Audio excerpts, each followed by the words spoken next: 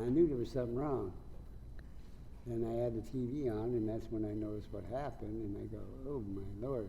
First thing I did was call my sister, because she was going to nursing school in New York. And I was just going online to watch the daily news. I was looking at CNN.com, and all of a sudden Wolf Blitzer came on, and they had breaking news, and they showed the image of the World Trade Center that was under attack and the smoke billowing up. And I remember everyone in the library gathered around my computer, and we were watching it unfold. I was planning to go for my tennis lessons, and I had the TV on. I saw the attacks, and my first reaction is it can't be. It was unbelievable. And I have a nephew that worked in one of the buildings, who fortunately was in California at the time. Well, I had woken up, and while the first plane hit, I think my wife told me that something happened in New York City, so I turned on the news, and then I had seen that a plane had hit one of the towers, and then as I was watching, I saw the other plane hit. El 11 de septiembre del 2001 fue un día inolvidable, ¿no? A pesar de las rutinas que cada cual teníamos en ese tiempo, nos dimos cuenta lo vulnerables que somos. Durante ese día yo creo que todos los que fueron testigos de los ataques a las torres dejaron de vivir la normalidad de sus vidas, ¿no? Ya que esto estaba en toda la prensa, en toda la televisión, y estuvo así por prácticamente todo el día. The plans was to go to work at about 7:30, 8 o'clock, around there, more or less. I was rollerblading through Central Park from 63rd Street in New York all the way across to the east side on 73rd Street and 3rd Avenue, where I worked as a glass mechanic. I looked up, and everyone was screaming, look at all the debris that was coming down from the south to the north. Oh, I was horrified. I couldn't imagine anything like that could happen. As I continued to go to work, and I continued doing my route as I entered people's apartments to check on the glass and stuff like that was broken. They had the TV on, and it showed the disaster that happened. Well, the first I saw of it was on my computer, actually, and it was the opening page of MSN.com, and there was a little square on the right-hand side, a little blue picture, a little square of blue sky, and probably one of the towers. And the headline was something like, the World Trade Center has been hit or something. Mm-hmm. So that was the first I saw of it. Mm-hmm. Everything else after that is a blur. I don't remember. I mean, I'm sure my mouth dropped open when I found out the magnitude of what happened. I was in middle school, and I was in French class. A teacher knocked on our door and came in and said that a plane hit the towers, we better turn the TV on. So the teacher right away turned the TV on, and my reaction was like disbelief. And I remember thinking like, oh my gosh, I'm glad my parents don't work in New York City right now. I was actually at the 24-hour fitness working out, and they had the big screen TVs on, and I saw what was going on, and I couldn't believe what I was looking at. I was scared, I was upset, I was concerned about my family that was on the East Coast, because I was basically living on the West Coast when that occurred. Early in the morning, I was just waking up, and I turned the TV on, and I saw a strange sight because I was looking for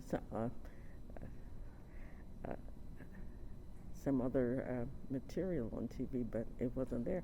And what I saw was a plane that I didn't realize that had flew through the upper floors of one of the Twin Towers. And I thought maybe that, it was because someone had taken the video from another angle. And then I realized, no, it wasn't. And it was a plane that had flown through the upper couple of floors. And I called up a friend of mine, and she said she was watching, and of course, my neighbors were watching. But it was a very strange sight, and I felt, when I realized when they were talking about people starting to jump, and I was thinking, oh, that's something like maybe 90 floors. I said, they're going to die. I was working, and I'm a home care nurse, and we would go to our home office and then get our assignments and then go out for the day. So that was my plan. Usually didn't leave the office much before 10 o'clock. So we had a television in one of the rooms, and one of the nurses called. We were a small office, and one of the nurses called, and she said, look what's happening. And then about half a dozen of us were gathered around the television. The schedule kind of got completely discombobulated after that, but I did make a 2 or 3 visits up to the Slatington area. It's funny, and then I stopped for lunch, and I can remember the lunch so vividly. I was just by myself eating it. But I was doing 2 jobs. I'm a massage therapist, so I was also doing that. And it wasn't too much work, but it was more than I really wanted to. And I realized as I was walking out just now that I retired from my home care nursing job 6 weeks later. We were in the break room. I seen the plane hit, the first one hit, and I thought it was just like the hand glider the week before. I thought it was a small plane, and then we went in for break, and like maybe an hour later, they were emptying the distribution center, and all the guys from the guard got called up. So and I was, my wife was back here with a newborn, and one on the way, so I was just shocked.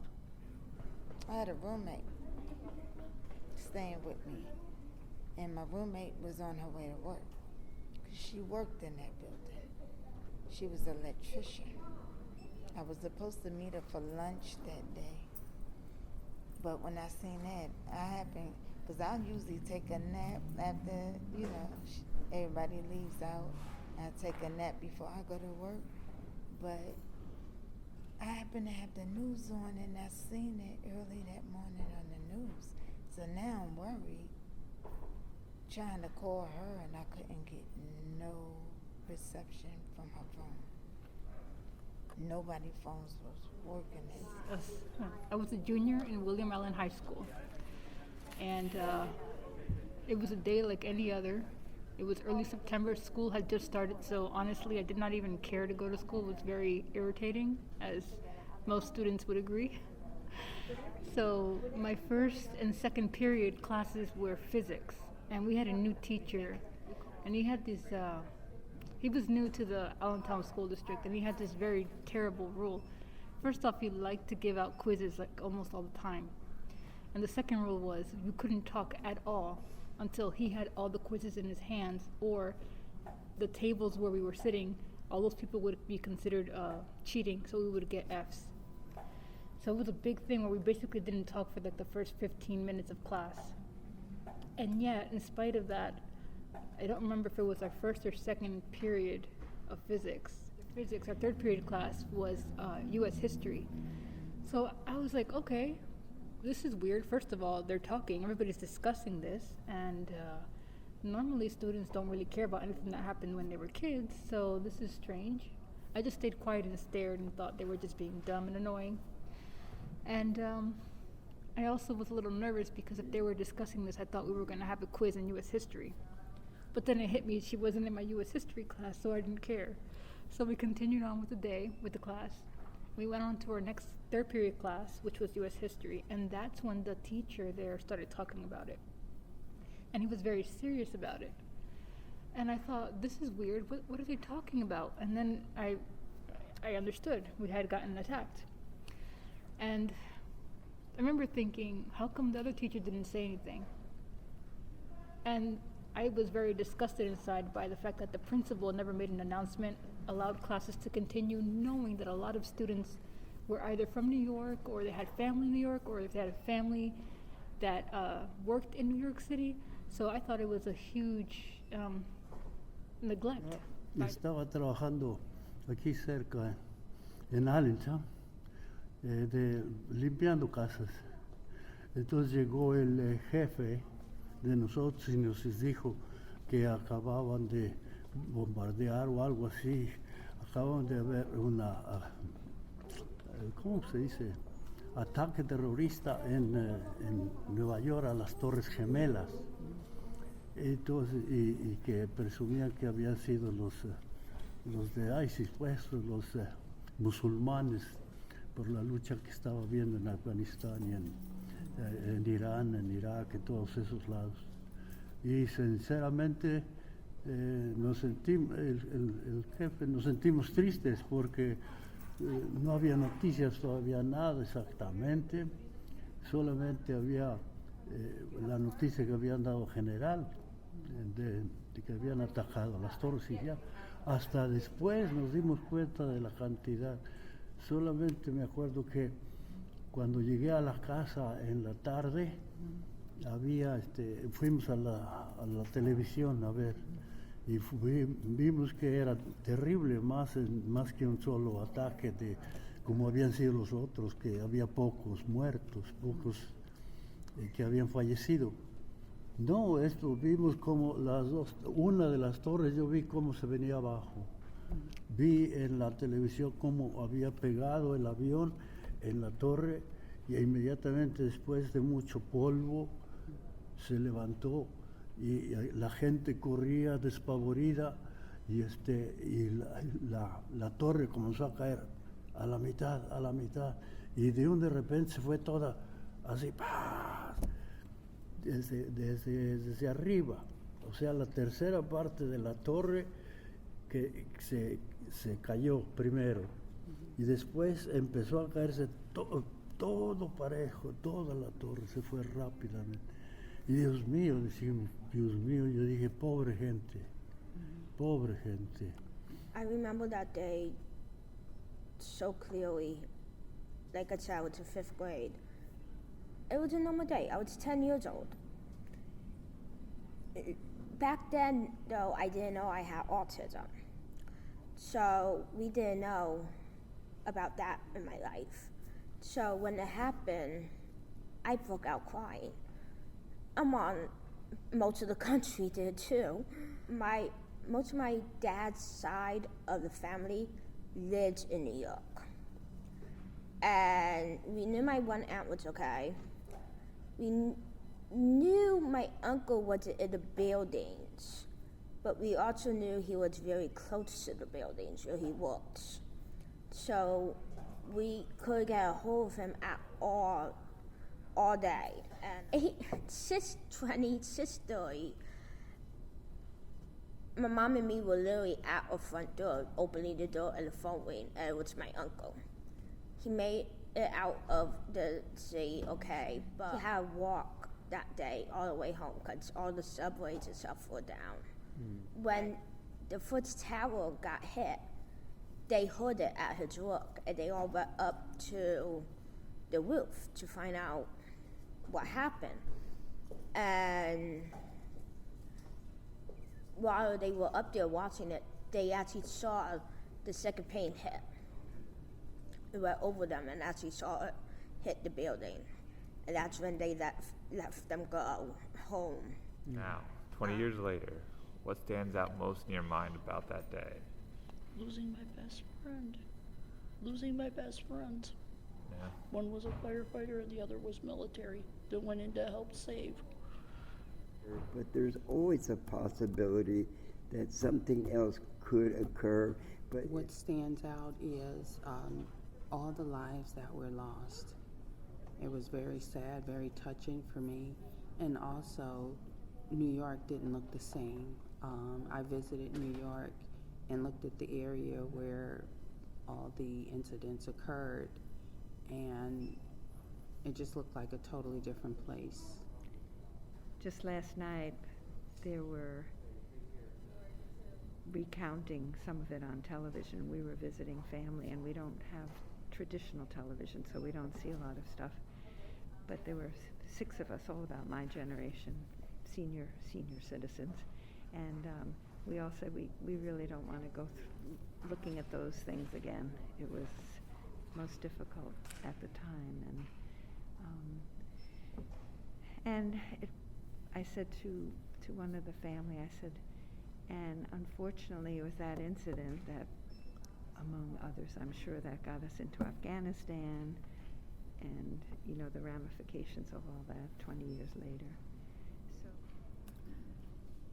I think just how heinous they were stands out most for me now. The fact that it was so brazen that people on an airplane that had nothing to do with whatever was in the attackers' minds became victims, unwitting victims of this plot to terrorize America. They lost their lives, just because they were on a flight that happened to be an ill-fated one. So I think that just the horror of a plane going into a building on purpose, I think, stands out most to me 20 years later.